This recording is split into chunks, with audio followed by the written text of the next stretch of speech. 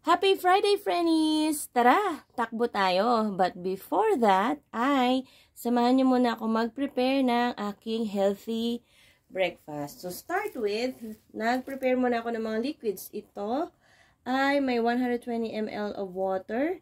Kasama nito ang 3 cups of herbal aloe concentrate. This is mandarin flavor. So, I just need 3 cups of this. 1, 2, and 3. So, this is for proper digestion. Next naman ay ang ating sugar-free tea. So, ito ay 250 ml of water. And ito naman yung ating gagamitin. I just need 1/2 teaspoon of this, like that. Okay.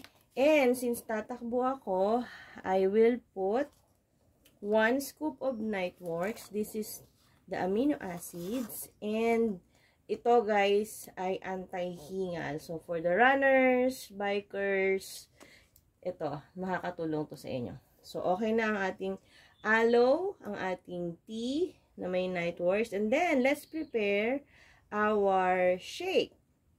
So ito, meron akong 250 ml of milk. By the way, meron akong bagong i-introduce sa inyo. This is our dulce de leche na F1 nutritional shake mix. So, I just need 2 scoops of this. So, ayan. 1. Then, 2. Ito, masarap to. Alam nyo ba, nung nag-extravaganza kami, ay, isa to sa mga gustong-gusto ng mga exchanges. Kasi wala yan sa kanilang country. So, ito, dadagdagan ko siya ng active fiber complex, 1 scoop, for an added fiber. And then, dadagdagan ko rin siya ng 1 scoop of personalized protein powder. So, ayan.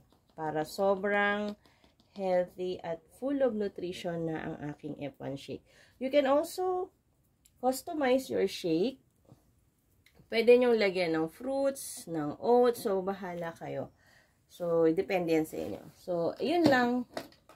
Gusto ko lang i-share kung paano ko tinitimpla ang aking healthy breakfast. By the way, na-discover ko kagabi, this is not sponsored, guys. Itong soy fresh na binibili ko, ito. Meron ako na-discover na soy fresh, soya milk with calcium this time. So, this is a plant-based milk with protein pa. So, ayan. Bumili na rin ako ng marami niyan para hindi na rin ako pabalik-balik sa supermarket.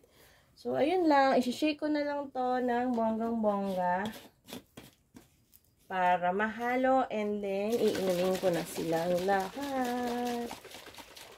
So, ayan na ang aking healthy breakfast. We got aloe, tea, and shake. Bye!